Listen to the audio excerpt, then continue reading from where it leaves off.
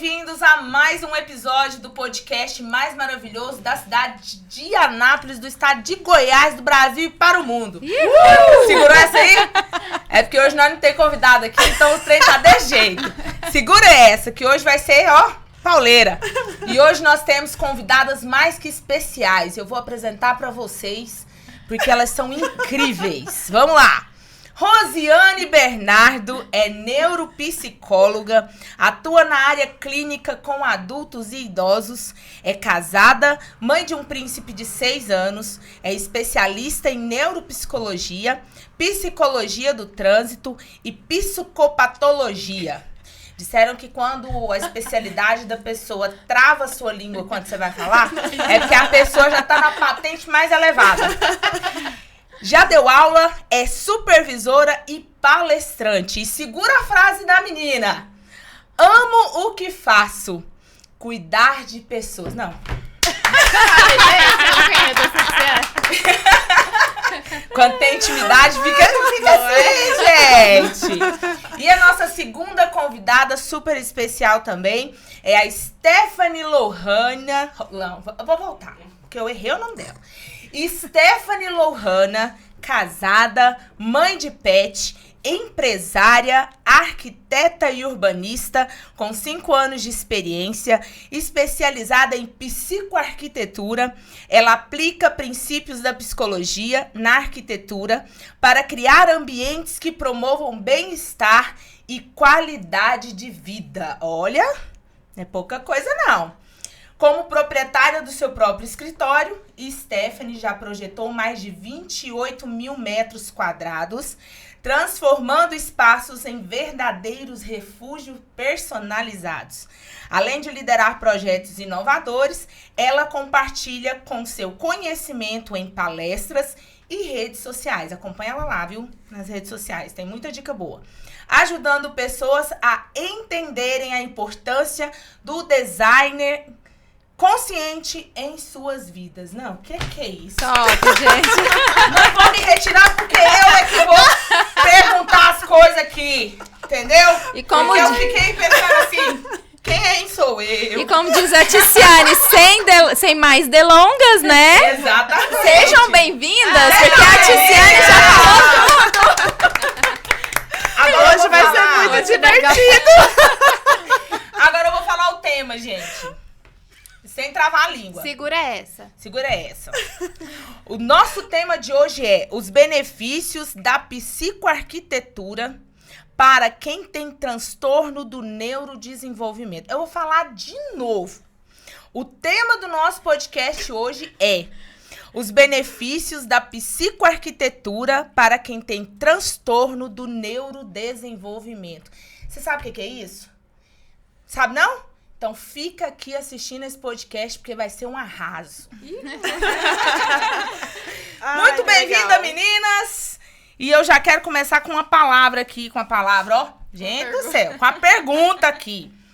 Me explica um pouco mais aí, como que é essa dinâmica dessa questão aí, desse transtorno do neurodesenvolvimento, junto com esse desenvolvimento da arquitetura no meio.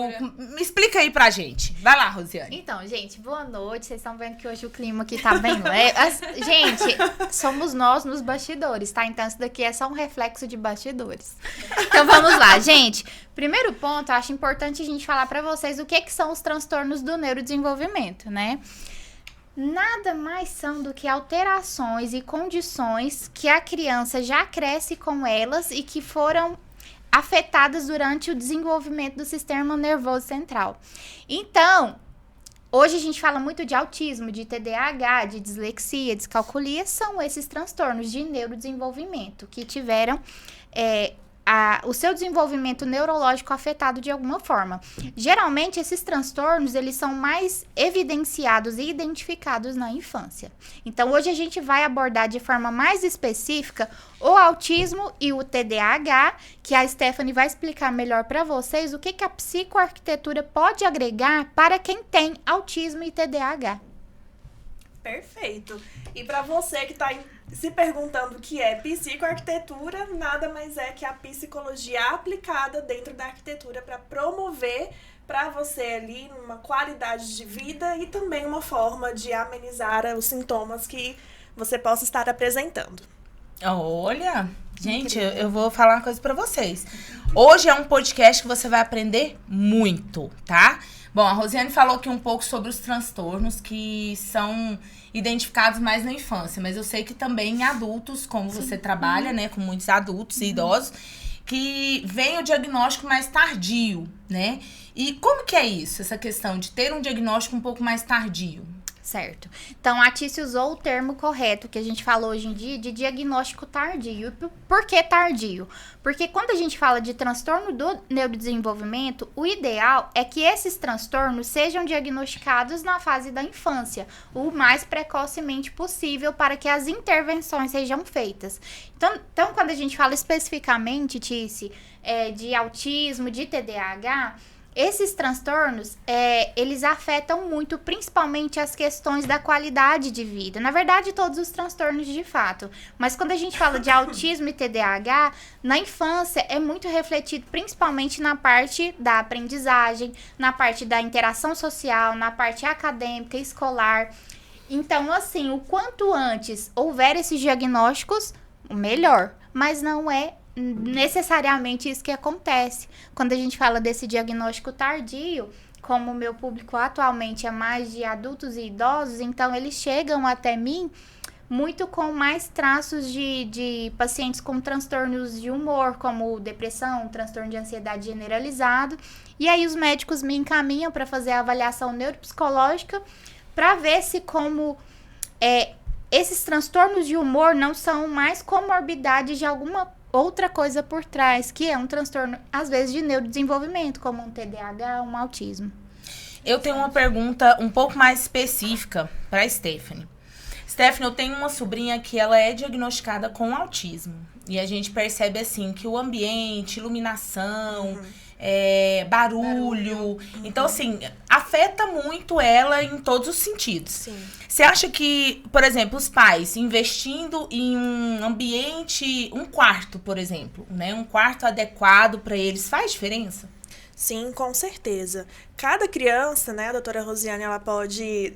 Falando assim, bem séria, né, doutora Rosiane? Gente, Rose nos bastidores, Rose. Aqui tá todo mundo super sério, não, gente. A Rosa, ela pode até explicar isso melhor, mas cada criança, ela vai ter ali um sensor diferente, né?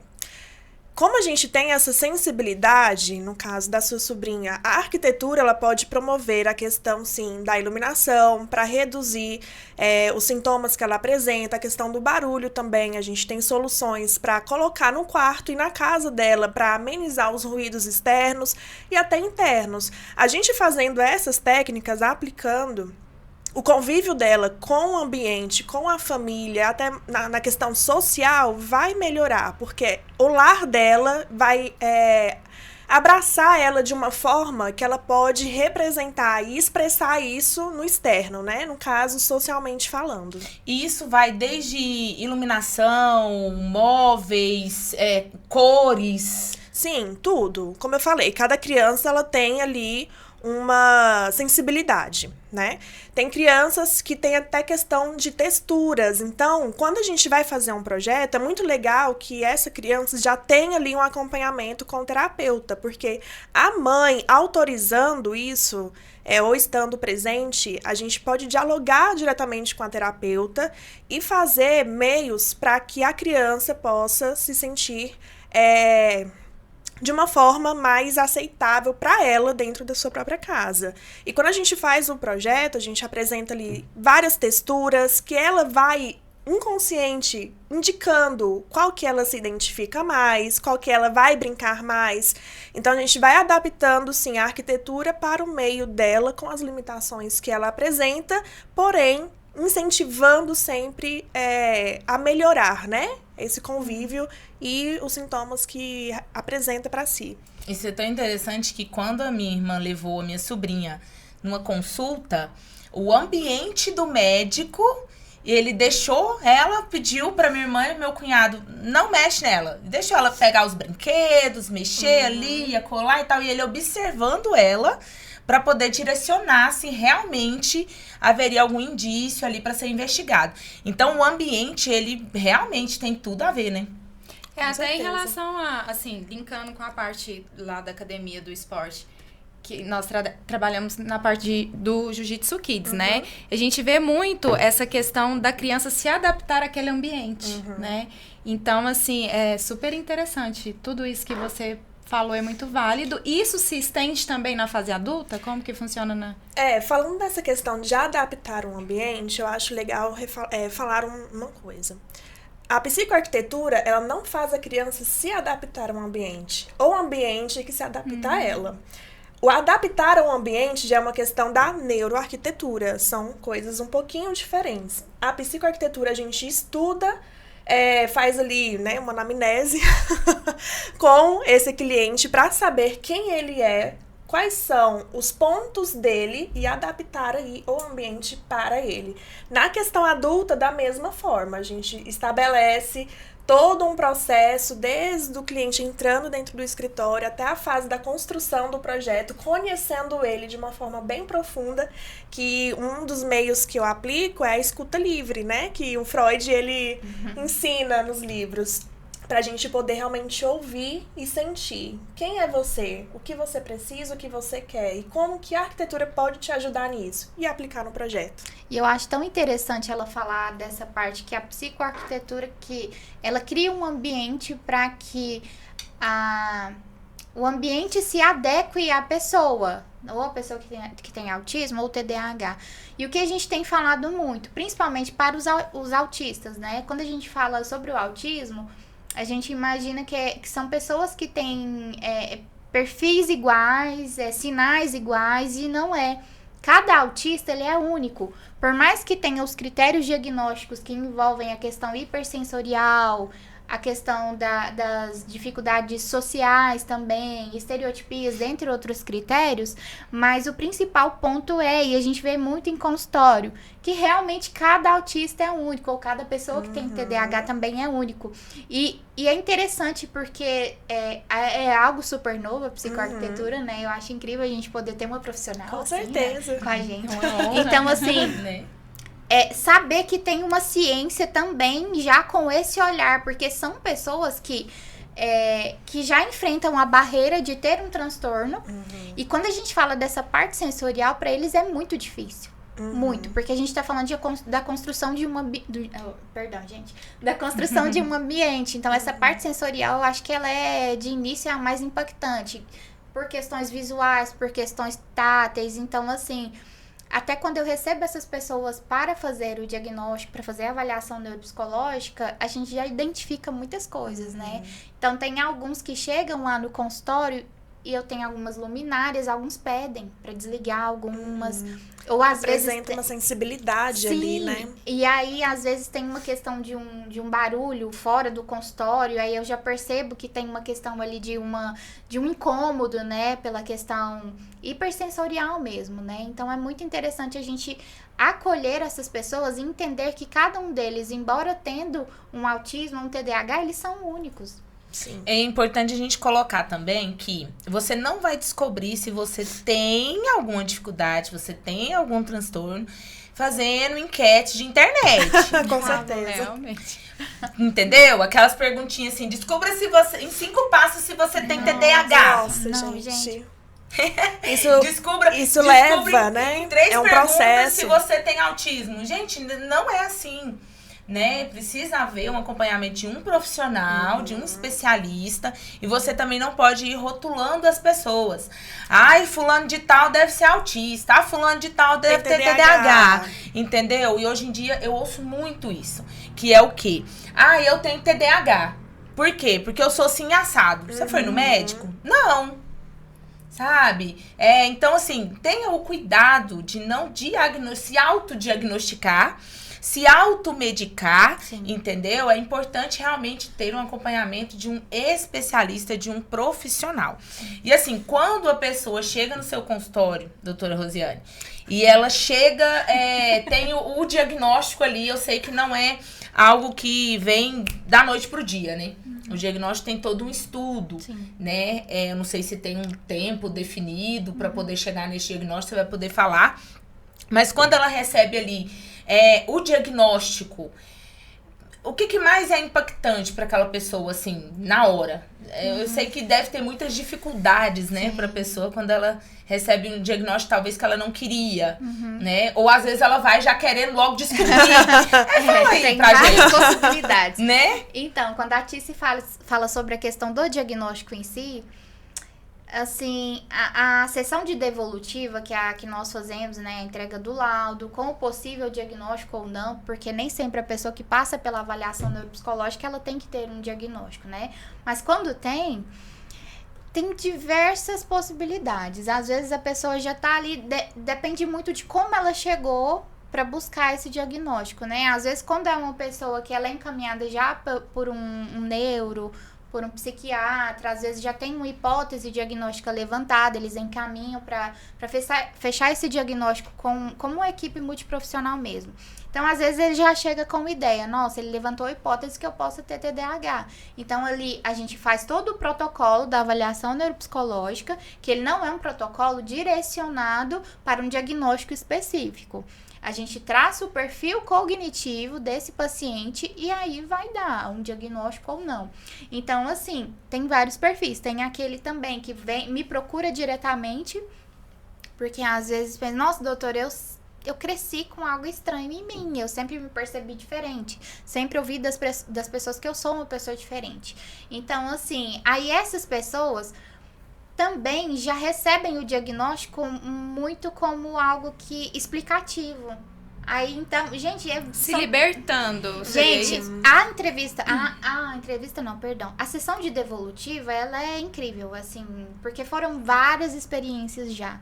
É muito difícil, assim...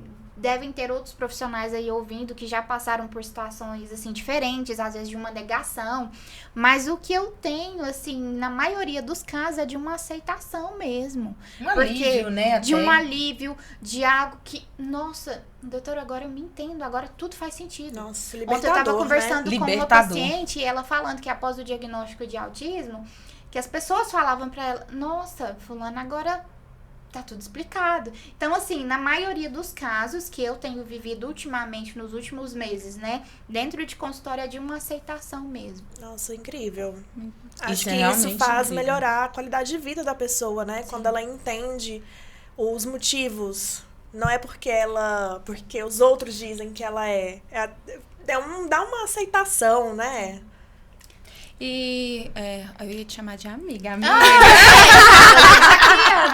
Mas aqui é amiga, uai. Não, aqui é Assim, doutora Rose, amiga. Me corrija se eu estiver errada. Tia Normalmente, pessoas que têm esses transtornos, elas tendem a ser muito criativas. Verdade? Também. E dentro da neuropsicoarquitetura, gente, que medo de falar errado. O que pode ser feito para poder estimular a criatividade dentro do ambiente? Tem algo que possa ser feito? Tem, com certeza. Lá no escritório, eu aplico a psicoarquitetura em todos os projetos, sem nenhuma exceção. Quando a gente identifica que tem um fator clínico, a gente aplica algo voltado ali para o transtorno que ela tem. Quando não apresenta, mesmo assim a gente aplica para poder ter criatividade, reduzir estresse do dia a dia, melhorar a ansiedade. Então, tem muitos meios. No caso da criatividade, quando a pessoa ela é criativa, a gente trabalha ali com texturas, com cores, que não é uma fórmula, tá? Não é uma coisinha assim, use amarelo, use vermelho, use azul. Né? Não, a gente faz um link, que é até um livro que se chama Psicologia das Cores, que a gente faz um link de várias cores pra fazer a pessoa específica, porque você tem várias identidades, não sei se é essa a palavra correta, mas assim, não sei, eu acho que eu tô piorando. Assim, você tem vários pontinhos pra formar quem você é, e aí a gente aplica pra você. Não quer dizer que eu pegar isso vai funcionar pra Rosiane, vai funcionar pra Ticiane, vai funcionar pra Rosiane. É específico. No caso, por exemplo, da pessoa que tem ansiedade, a pessoa quando ela tem ansiedade, ela é mais agitada. Digo por experiência própria. Então ela é um pouco mais agitada. Pra Sim. dormir, por exemplo, se o quarto for também mais agitado, vamos dizer assim, com muitas informações, Sim. pode também dificultar ali para ter uma boa noite, uma noite Com tranquila. Como que seria isso? Desenvolver um ambiente específico para que essa pessoa que é mais agitada, mais ansiosa, pudesse ser mais calma, pelo menos ali no momento de seu descanso, de seu dormir. Com certeza tem meios. Tem um meio que a gente utiliza que é o ciclo circadiano, né? O nosso corpo, ele funciona com o nascer do sol e com o pôr do sol. Então, dentro da sua casa, a gente faz com a iluminação artificial, que são as luzes do teto e etc., com os tons que se aproximam ao sol. Então, o sol do amanhecer, o sol do pôr do sol, a gente aplica esse tonzinho do pôr do sol dentro da sua casa, porque quando você entra lá, o seu inconsciente já vai se ligar que está quase na hora de dormir. Então, a gente vai adaptando a sua casa dentro desse ciclo circadiano para fazer você ter uma boa noite de sono. Você sabe que você vai montar minha casa, né? Ah, perfeito! Você sabe que você vai montar minha casa. É isso. E realmente, o ambiente, ele faz a diferença. Você pode perceber, por exemplo, eu acho interessante quando você chega num teatro ou em algum ambiente assim, que é tudo escuro, focado só lá na frente. Parece que é tudo ponto já focal. projetado, um ponto Isso. focal, projetado para aquilo ali. Então, imagina você realmente personalizar a sua casa, o seu ambiente de trabalho, porque isso funciona também na parte de negócios, Com certo? certeza. Como que poderia aplicar isso, por exemplo, em um escritório, né? Para poder gerar talvez mais produtividade na equipe. Isso é possível? Nossa, super possível. Nesse ponto corporativo, a gente já foca, no caso assim, a empresa, ela quer ter lucratividade, né? Ela quer aumentar ali a questão de lucro, a questão de faturamento. Mas quem vai gerar isso é a equipe, A o equipe. funcionário. Então, a gente estrutura o local desse setor corporativo pensando na produtividade da equipe. Um ambiente que vá que vai oferecer um ambiente confortável, que não estresse, que tenha uma questão até da iluminação, para não dar enxaqueca, para ela se sentir abraçada naquele espaço por meio de cores, por meio de textura, iluminação correta. Então, a gente faz uma estrutura mesmo para essa equipe, porque o resultado vai ser aumento da produtividade. Entendi. Eu tenho uma pergunta pra fazer pra Stephanie. É porque, assim, como o tema tá linkado a transtornos de neurodesenvolvimento, é importante lembrar também, por mais que a gente tá falando muito de autismo, TDAH, e a Tice levantou também um transtorno de humor, que é o transtorno de ansiedade generalizado, mas é importante a gente pontuar que o transtorno do neurodesenvolvimento, os transtornos, não envolvem só autismo e TDAH. Eu preciso pontuar isso, gente. Tem muitos outros. Tem os transtornos específicos da aprendizagem, que envolvem a dislexia, a descalculia. Tem o transtorno positivo desafiador, e dentre outros. E aí, eu queria perguntar pra Stephanie Stephanie, a gente falou muito de autismo, TDAH, mas para esses outros tipos de transtorno de neurodesenvolvimento, também é válido o uso da psicoarquitetura? Sim, também é válido, porque cada transtorno ele tem os sintomas, né, que esse indivíduo apresenta. Indivíduo é muito feio falar, né, que essa pessoa apresenta. Então, na verdade, a gente não vai focar especificamente no transtorno, mas sim no sintoma que ela apresenta. Claro que, né, cada transtorno tem a sua peculiaridade, mas a gente aplica, sim, eu acho que é uma forma mais ética de lidar com o meu cliente e de oferecer realmente uma qualidade de vida melhor para ele, não etiquetando, sabe? Assim, vem, o que você precisa, o que você quer, que eu vou fazer o possível para te oferecer. Não, e é tão lindo a forma com que você tá falando enquanto profissional da arquitetura, porque assim, a gente que é da psicologia, da área da neuropsicologia, da área de cuidar de pessoas, né, literalmente. A gente busca sempre acolher essas pessoas, não como um rótulo. Sim. E eu tenho esse cuidado também, como o Matias perguntou sobre como é dar um diagnóstico.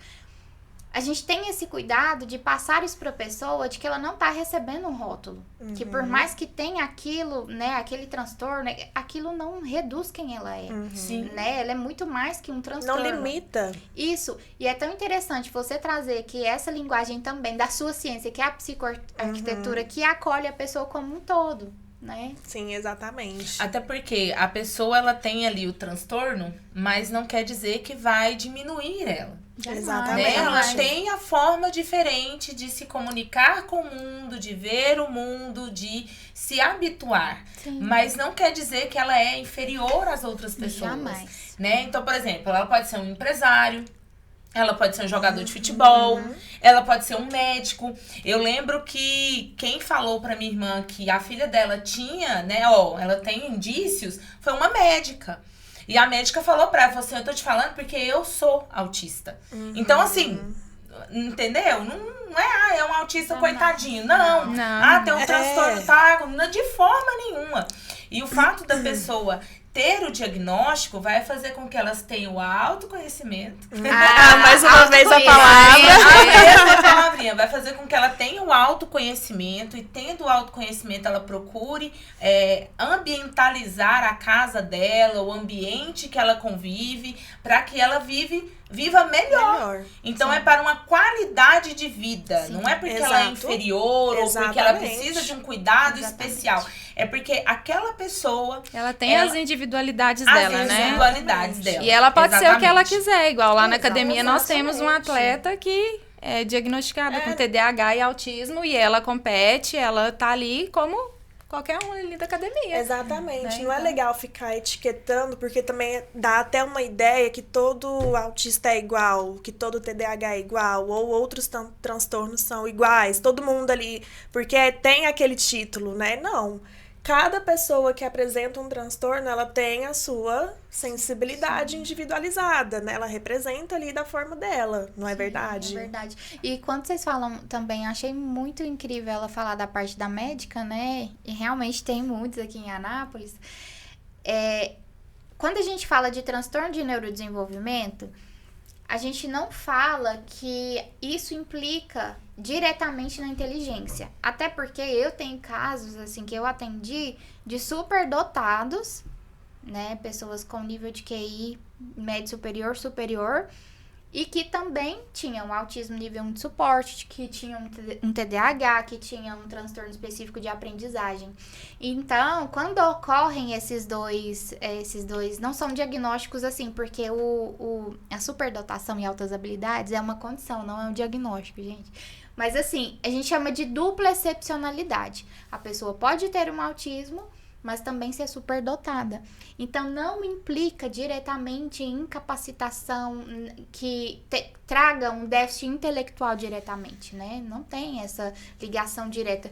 Até porque, esses dias eu estava dando uma palestra para alguns professores aqui em Anápolis, e muitos falando que as crianças que estavam sendo diagnosticadas aqui, que a maioria, às vezes, pela própria família, era muito intitulado de, nossa, essa criança é burra, desculpa o termo, mas era assim mesmo que elas levantaram a questão. A criança é burra, essa criança não vai aprender nunca.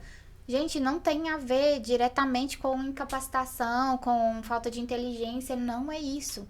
Então, o mais importante é você procurar um profissional e fazendo valer, né, gente, a minha parte como neuropsicóloga, a avaliação neuropsicológica, ela traz isso como positivo. Por quê? A gente vai avaliar todos os potenciais que essa criança, essa pessoa tem, sabe? Então, ela pode ter uma inteligência nível superior, médio superior, pode ter também, por que não, inteligência nível inferior, mas isso também não limita a pessoa. Mas a gente vai mostrar as limitações e a parte potencial dessa pessoa. Nossa, e incrível. Cada pessoa é única, não tem Sim. como. Exatamente. E até porque, assim, existem pontos, talvez aquela criança, vamos colocar um ponto aqui, um autista, por exemplo. Aquela criança, ela não tá conseguindo aprender e assimilar o que tá ali naquele ambiente, talvez por causa do barulho. Aí entra... Entendeu? Talvez por causa das cores, da luz. Gente, Então, assim, escolas, sabe? por favor, escolas também, clínicas, façam... Tem que por ter favor. cuidado, porque o ambiente, ele pode estar gerando uma autoestimulação para essa criança, Sim. né? Levando para ela número de informações de forma excessiva. Sim, aí é onde entra a desregulação. Exato, aí, a que pessoa leva tem... prejuízo para ela, Sim, né? aí Sim. fala, nossa, essa criança tá tendo... às vezes a criança que tem o autismo nível 2, nível 3 de suporte, às vezes ele desregula, assim, de uma forma mais intensa, né? Então, às vezes são crianças que você vai presenciar ali com estereotipias intensas, né? Às vezes batendo a cabeça na parede, às vezes é mais agressivo com o coleguinha. Você vai ver que a criança tá desregulada. Nossa, a criança tá tendo uma birra, a criança... Não, porque às vezes é um ambiente que tá com super estímulo ali. Exatamente, porque o ambiente em que nós habitamos, ele leva, sim, informações de forma inconsciente para nós, né? Então, a gente recebe as informações que esse ambiente está induzindo. Então, na forma ali infantil, na questão já do diagnóstico adulto, a autoestimulação, ela também serve, né? A gente precisa realmente conhecer essa pessoa de forma individualizada, porque cada um é único, e aplicar de uma forma estratégica. E tudo que eu tô falando aqui é baseado em estudos científicos, tá? Sim. São coisas comprovadas mesmo. E, gente, assim, só para reforçar... Tudo que a gente traz aqui, os profissionais, os temas, são todos com embasamento científico. Sim. Eu sei que falar de psicoarquitetura para vocês aí é algo novo, assim como pra gente, quando eu conheci a Stephanie, é algo novo, mas tem embasamento científico. Sim. Então, assim, gente, é brilhante, né? É brilhante a gente poder falar desses assuntos e saber que quanto mais a gente fala disso, a gente vê que tá surgindo coisas que podem trazer qualidade de vida para essas pessoas. Se torna necessário, né? Sim. É algo que... É mais uma possibilidade. Exato. Sim. Até porque quando você tem conhecimento, eu costumo dizer isso, conhecimento é algo que ninguém te toma. Liberta. E liberta. Então, assim, quando você conhece um assunto novo, né, não sai só pegando ao vento, não. Se aprofunda, sabe? Então, assim, eu sei que talvez você que está nos assistindo ou apenas ouvindo, você pode estar aí pensando, mas como que eu posso identificar se eu tenho algum transtorno? Eu vou deixar a Rosiane falar. Me veio essa pergunta. Como que eu sei se eu preciso de uma análise mais profunda para, será que eu tenho, né? Eu preciso de um diagnóstico. A partir do momento que você tem algo ali, um incômodo que começa a tirar a sua qualidade de vida. Como a gente tá falando desse tipo de transtorno, geralmente afeta mais a parte cognitiva, né? Por exemplo, o déficit de atenção, ou a questão do próprio autismo com a parte hipersensorial, ou a dificuldade com as habilidades sociais. Então, a partir do momento que você nota que tem algo ali que tá tirando a sua qualidade de vida, que é além de uma dificuldade, porque todos nós temos uma limitação em alguma parte da vida. Vai ter algo que vai te trazer um incômodo, mas... Passou daquilo que tá tirando realmente a sua qualidade de vida, prejuízo familiar, prejuízo no trabalho, enfim, prejuízos mesmo. Procure um profissional. Perfeito. Pra poder realmente saber, né? E aí você poder, então, tomar as devidas decisões. Pra ter qualidade de vida. E a parte da psicoarquitetura, ela faz toda a diferença na qualidade de vida. Vamos supor, um casal, né? Você acha que interfere ali, até mesmo no relacionamento conjugal, o ambiente do quarto, por exemplo? Com toda certeza. Assim, eu vou falar, tá? No casamento, eu gosto de falar que a gente até salvou alguns casamentos por causa disso. Porque o quarto, ele é a suite master. Tem que ser o ambiente mais bonito e mais agradável da casa. Não que os outros espaços não possam ter, não tô falando isso. Mas é a cereja do bolo justamente por isso, porque é a intimidade do casal. Então, na psicoarquitetura, a gente usa ali estratégias que vai deixar um ambiente mais caliente, mais sedutor, sabe? Mais romântico, pra gerar realmente na vida do casal uma experiência diferente através da iluminação, das texturas, das cores, e aí vai. Gostei, sabe que você vai projetar meu quarto, né? Então pode trazer ali um ambiente mais aconchegante, Sim. mais caloroso, mais caliente, né? Mais romântico. Exato, é muita coisa pra gente pensar, né? Porque gente, além de gostei. ser a questão da individualidade do casal, a intimidade, na verdade, é a questão também do sono. Então eu tenho que pensar no sono, na qualidade de vida ali desse casal, na questão do descanso, na questão até da rotina, porque alguns colocam até um home office dentro do quarto. Então eu tenho que encaixar várias situações dentro do projeto de uma forma estratégica para fazer tudo funcionar. Até porque tem pessoas que funcionam esse home office dentro do quarto. Eu não funciono. E tem gente que não funciona. Então, realmente tem que ser projetado e pensado individual. Exato. Eu vou falar algo que vocês não vão acreditar. Tá acabando, vocês acreditam? Nossa, passa muito Já rápido. passou muito rápido. Já tá acabando. E eu tenho uma última pergunta para as duas.